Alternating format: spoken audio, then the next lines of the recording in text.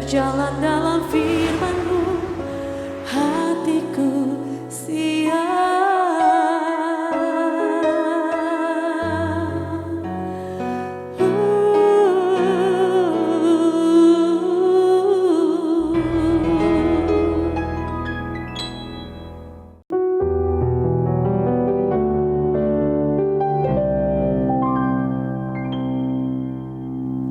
Salam, lover yang dikasih oleh Tuhan Yesus. Apa kabar? Kiranya semua dalam keadaan sehat, bersuka cita, berkumpul bersama dengan keluarga di rumah masing-masing. Saudara-saudara yang dikasih oleh Tuhan Yesus, sungguh luar biasa kehidupan anak-anak Tuhan. Karena kita diberi anugerah yang begitu indah, boleh menghampiri tahta kasih karunia Allah tanpa merasa takut ditolak, takut dimurkai atau dihakimi oleh Allah yang Maha Kudus. Karena kita sangat percaya bahwa darah Kristus sempurna melayakkan kita semuanya. Oleh sebab itu mari kita hampiri Dia, kita bawa semua pergumulan kita. Ingat apa yang Tuhan Yesus sudah katakan kepada kita semua. Marilah kepadaku semua yang letih lesu dan berbeban berat, aku akan memberi kelegaan kepadamu. Apapun yang menjadi masalahmu hari ini, bawa kepada Tuhan. Percayalah dalam hadirat Tuhan, saudara akan mendapatkan ketenangan, kekuatan yang baru untuk menghadapi semuanya. Bahkan anugerahnya akan memberimu pertolongan yang terbaik. Kita bersatu dalam doa. Bapa di surga, kami ucap syukur anugerah Bapa sempurna bagi kami. Saat ini kami datang di tata kasih karunia-Mu dengan darah Yesus Kristus. Kami membawa kehidupan kami, termasuk segala sesuatu yang membuat kami letih lesu, berbeban berat. Kami sangat percaya ketika kami datang kepadamu, hadirat-Mu memberi kami kelegaan, hadirat-Mu memberi kami ketenangan, damai sejahtera. Bahkan oleh kuasa-Mu yang luar biasa itu, kami semua mendapatkan pertolongan pada waktunya. Bapa di surga, ini kami bawa juga pujian penyembahan kami hanya untuk-Mu dalam nama Tuhan Yesus. Amin. Mari hampiri tahta kasih karunia-Nya. Kemurahan-Nya nyata bagi kita.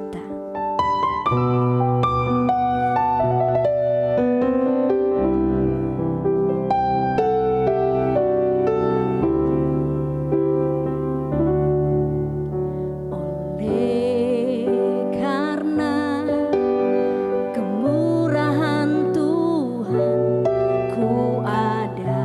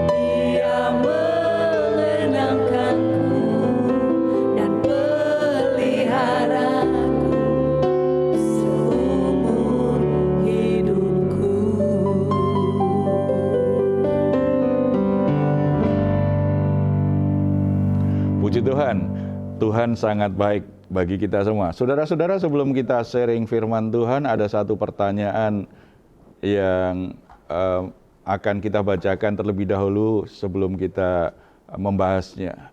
Silahkan, Kak. Ya, pertanyaannya, apakah orang yang jelas-jelas memiliki masa lalu yang sangat bejat dan jahat layak naik mimbar untuk berkhotbah, Pak? Ya, sebenarnya kalau mau bicara layak atau tidak ada satu orang pun yang layak untuk melayani Tuhan. Karena Tuhan itu pribadi yang maha kudus. Jadi manusia tidak ada yang maha kudus. Yang kudus itu pun menjadi sebuah proses.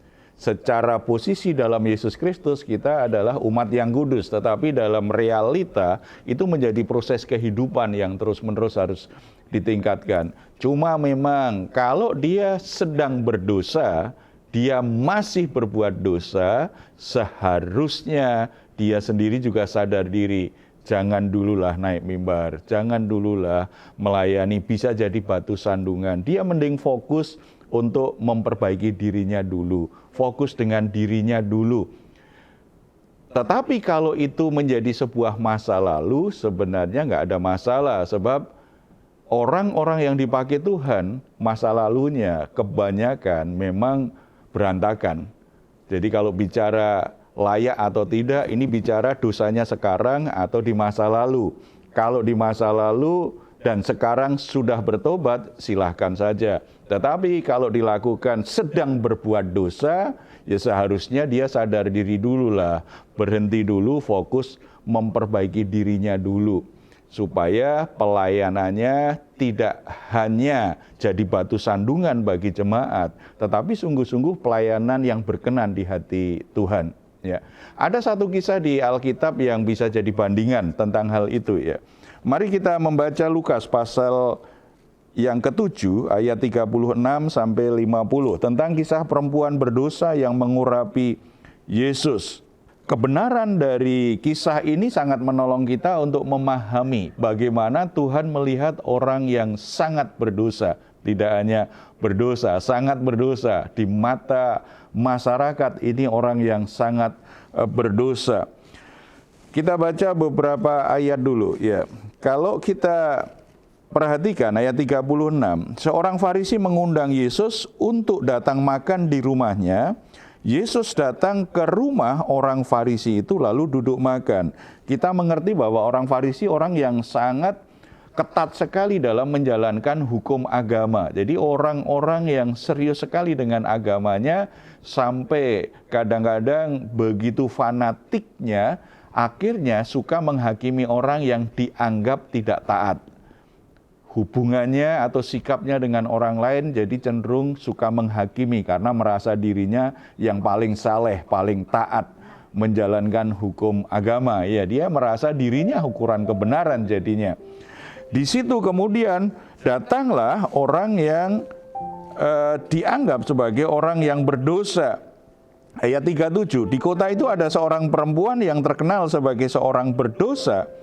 Ketika perempuan itu mendengar bahwa Yesus sedang makan di rumah orang Farisi itu, datanglah ia membawa sebuah buli-buli pualam berisi minyak wangi.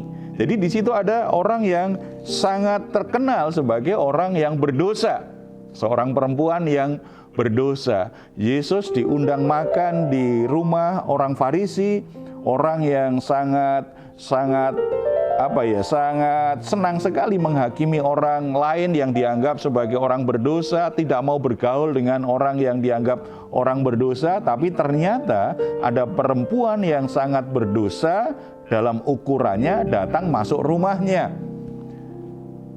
Karena mendengar Yesus ada di situ. Saudara-saudara, kalau kita lihat dari kisah ini kita bisa melihat sebuah kontras. Orang Farisi mengundang Yesus mungkin dengan motivasi yang tidak tulus, karena dia menyadari mengundang Yesus itu sebuah anugerah, sebuah kehormatan. Tetapi bisa saja ini dia hanya penasaran saja. Yesus terkenal, bisa saja mencobai, bisa saja sedang cari tahu apa yang dilakukan Yesus. Karena dia merasa dirinya sebagai orang yang benar. Tetapi perempuan itu mendengar Yesus, langsung mencari Yesus, tidak peduli bahwa itu rumah orang Farisi. Dia tahu resikonya. Di sini bedanya, orang Farisi tidak menyadari bahwa hidupnya sebagai sebuah anugerah. Kalau dia mencapai hal-hal tertentu dalam hidupnya, itu sepenuhnya anugerah Allah. Kalau dia bisa beribadah, itu adalah anugerah Allah. Kalau dia bisa menjalankan perintah Tuhan, itu anugerah Allah. Orang Farisi melihat dirinya itu sebagai kebenaran dirinya, yang membuat dia layak di hadapan Tuhan karena dia melakukan kebenaran, bukan karena anugerah Allah yang melayakkan dia untuk bisa berbuat benar. Tetapi perempuan ini menyadari dia butuh anugerah Allah. Karena dia butuh anugerah Allah, dia masuklah ke rumah orang Farisi. Dia tahu kalau masuk pasti akan diprotes, pasti akan ditolak, tetapi dia akan lakukan ini. Hal ini jadi pelajaran kita yang pertama.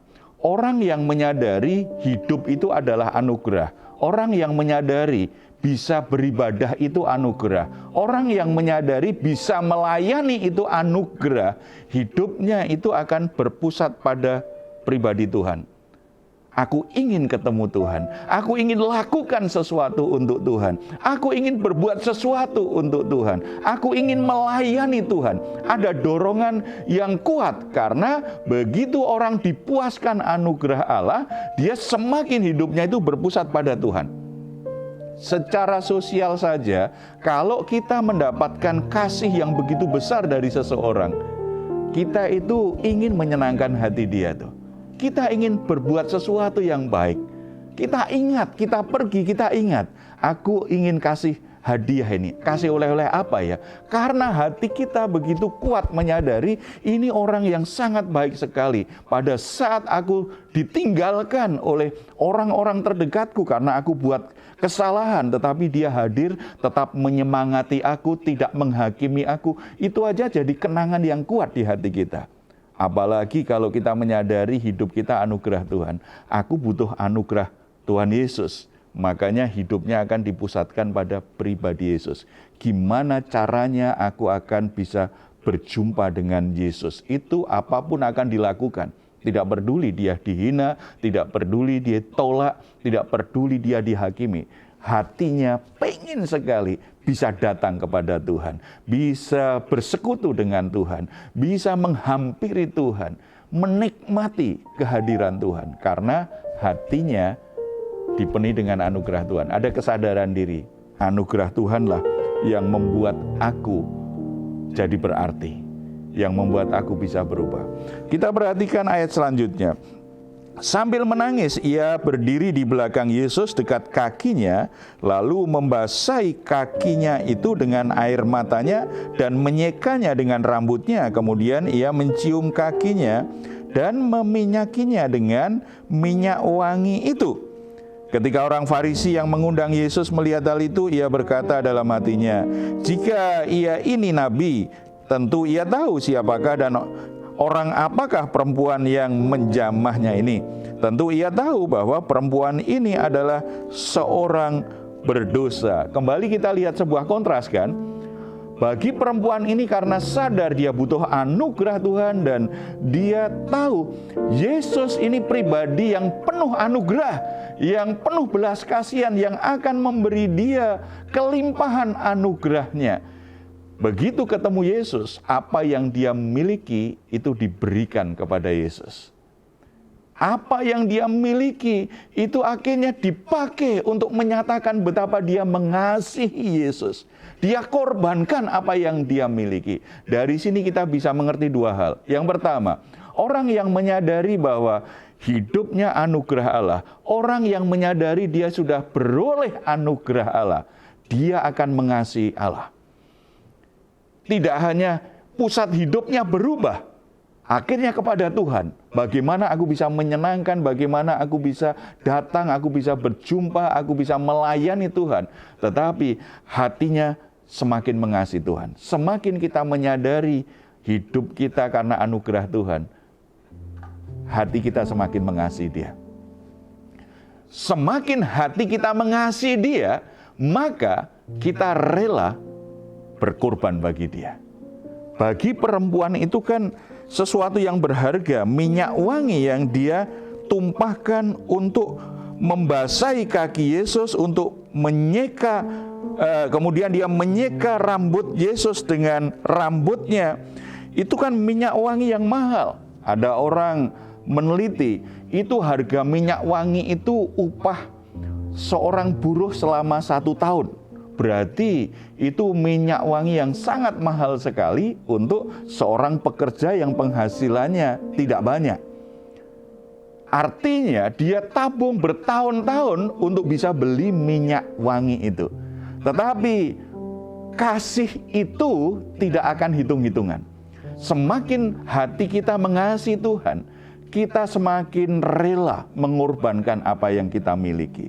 Coba perhatikan, semakin orang tua mengasihi anaknya, pernah tidak orang tua hitung-hitungan dengan anaknya? Tidak akan pernah. Misalnya, Moses dikasihi oleh papa mamanya.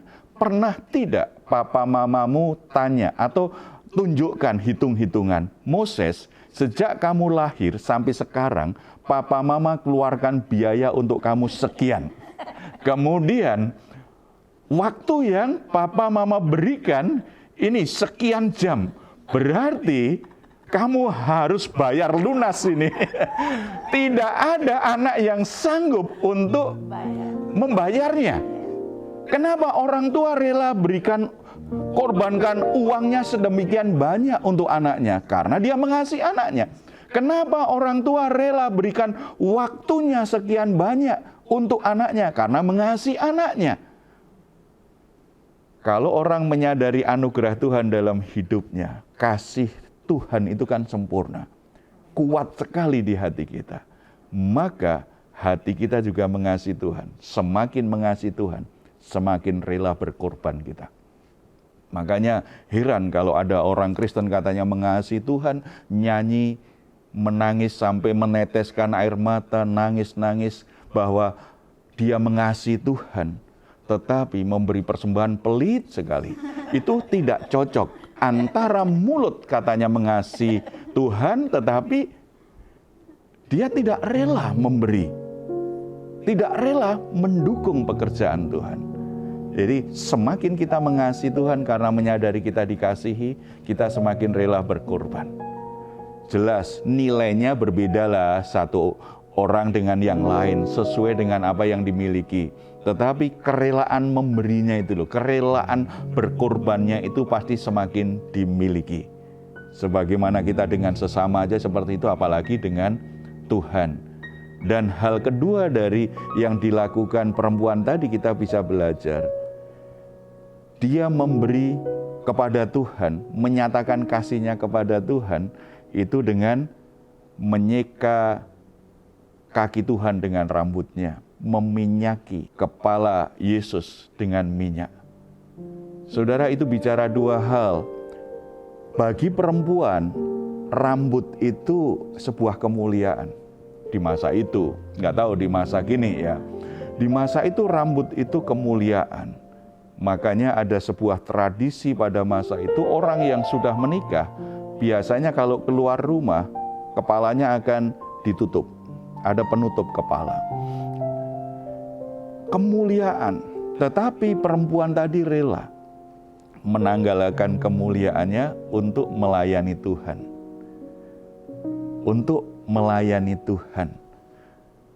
Apa yang jadi kemuliaannya dia tanggalkan karena dia ingin menyatakan kasihnya, melayani Tuhan. Dia berikan kekayaannya yang terbaik. Untuk apa? Untuk meminyaki kepala Tuhan. Saudara, dalam aplikasinya kita bisa mengerti, di masa kini Yesus secara fisik tidak hadir kelihatan bersama dengan kita. Tetapi di dunia ini ada tubuh Kristus. Persekutuan orang percaya, gereja Tuhan, itu merupakan ekspresi tubuh Kristus yang kelihatan. Semakin kita menyadari anugerah Allah, kalau kita mengasihi Tuhan, kita rela berkorban bagi Tuhan. Bagaimana menyatakan kasih kita, kerelaan berkorban kita kepada Tuhan. layani Tuhan lewat gerejanya. Dukung pekerjaan Tuhan yang dilakukan oleh hamba-hamba Tuhan, yang dilakukan oleh gereja Tuhan. Dukung tubuh Kristus. Berikan apa yang saudara bisa berikan, supaya tubuh Kristus bisa berfungsi dengan baik. Gereja bisa melakukan pelayanannya dengan baik. Orang Farisi kontras sekali. Melihat kebaikan dan kasih yang dilakukan perempuan itu, protes, walaupun nggak berani protes, tapi dalam hati, ini memangnya Yesus tidak tahu, ini kan orang berdosa. Bagi orang Farisi tidak layak orang berdosa itu berbuat kasih kepada Tuhan. Tidak layak, yang layak adalah orang benar, orang yang kudus. Padahal Alkitab katakan, setiap orang telah berbuat dosa dan kehilangan kemuliaan Allah. Berarti sebenarnya tidak ada satu orang pun yang layak, kecuali orang hanya klaim dirinya sendiri yang paling benar. Itulah orang sombong. Orang Farisi mewakili orang yang menganggap dirinya paling benar, orang lain salah. Orang yang merasa dirinya paling suci, orang lain tidak layak. Dialah yang paling layak di hadapan Tuhan. Ini orang Farisi. Yesus kemudian mengungkapkan, Tuhan tahu hati orang Farisi ini, kemudian mengungkapkan sebuah perumpamaan tentang dua orang yang berhutang kepada pelepas uang. Ternyata dua-duanya tidak bisa bayar hutang. Yang satu 500 dinar, yang lain 50 dinar. Dua-duanya tidak bisa bayar hutang. Kemudian yang mengasih pinjaman itu akhirnya berkata, ya udah diputihkanlah, nggak usah kalian bayar. Yang 500 maupun yang 50 sama-sama semuanya sudah nggak usah bayar lagi. Kemudian Yesus bertanya, kira-kira siapa orang yang paling berterima kasih kemudian mengasihi yang memberi pinjaman ini? Simon menjawab apa? Orang yang paling banyak dihapuskan hutangnya. Yesus akhirnya tegaskan, benar pendapatmu itu. Yesus kemudian katakan, aku masuk ke rumah ini, kamu tidak menyambutnya, kamu tidak meminyaki aku tidak meminyaki rambutku dengan minyak, engkau tidak mencium aku sebagai sambutan hangat kasih sayang, tetapi perempuan ini sejak dia masuk, dia menangis terus, dia menyeka kakiku dengan rambut, dia meminyaki kepalaku dengan minyak. Dia sadar dia orang yang paling berdosa. Karena dia sadar dia orang yang paling berdosa, dia yang paling mengasihi aku. Kasihnya sangat besar sekali. Ayat 47 kemudian Yesus berkata, sebab itu aku berkata kepadamu, dosanya yang banyak itu telah diampuni, sebab ia telah banyak berbuat kasih. Tetapi orang yang sedikit diampuni, sedikit juga ia berbuat kasih. Dengan kata lain, siapa orang yang merasa dikasihi Tuhan, dia pasti akan mengasihi Tuhan. Semakin dia sadar kasih Tuhan besar dalam hidupnya, pengampunan Tuhan semakin besar dalam hidupnya, dia kasihnya kepada Tuhan semakin besar. Tetapi orang yang merasa dirinya paling benar, dia semakin merasa kasih Tuhan itu kecil sekali dia terima. Kasihnya kepada Tuhan juga semakin kecil. Jadi siapa kita saat ini? Mungkin kita merasa orang yang paling berdosa. Di hadapan Tuhan selalu ada kasih karunia, ada anugerah. Semakin saudara banyak berbuat dosa, itu tidak pernah mengurangi kasih Tuhan untuk mengampunimu. Tetapi sadarlah, semakin saudara sadar, saudara semakin tidak layak di hadapan Tuhan karena dosa-dosamu. Harusnya hatimu semakin besar untuk mengasihi Dia. Ini yang Tuhan mau. Mari kita datang kepada Tuhan dalam doa. Bapa di surga, kami mengucap syukur karena kasih Tuhan itu begitu sempurna dalam hidup kami. Anugerah Tuhan itu sempurna bagi kami. Kami orang-orang yang berdosa tidak layak untuk dikasih Tuhan. Tidak layak menerima berkat Tuhan. Tidak layak menerima hal-hal yang baik dari Tuhan. Tetapi anugerah-Mu melampaui dosa-dosa kami. Anugerah-Mu melampaui ketidaksempurnaan kami. Kami bersyukur untuk anugerah yang kami terima lewat Yesus Kristus yang sudah mengorbankan dirinya mati di atas kayu salib. Kami bersyukur untuk kelimpahan anugerah yang Tuhan berikan kepada kami, sehingga kami diberkati, kami diselamatkan, kami boleh hidup kekal, kami boleh beribadah menghampiri Engkau tanpa perasaan takut, kami boleh melayani Tuhan. Biarlah kami selalu sadar akan anugerah Tuhan ini, sehingga kami tidak menghakimi orang lain, tidak menyombongkan kebaikan yang kami lakukan, tidak merasa diri benar sendiri, kemudian merasa pantas menghakimi orang lain. Kami sadar hanya karena anugerahlah kami menerima semua kebaikan dan kesempatan yang baik dari Tuhan.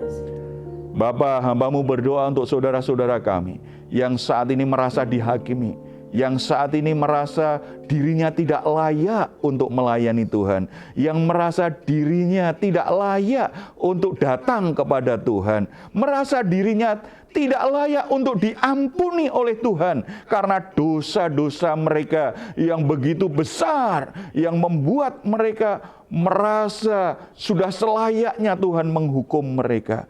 Tetapi kebenaran firman Tuhan ini kiranya menjamah, memerdekakan mereka semua.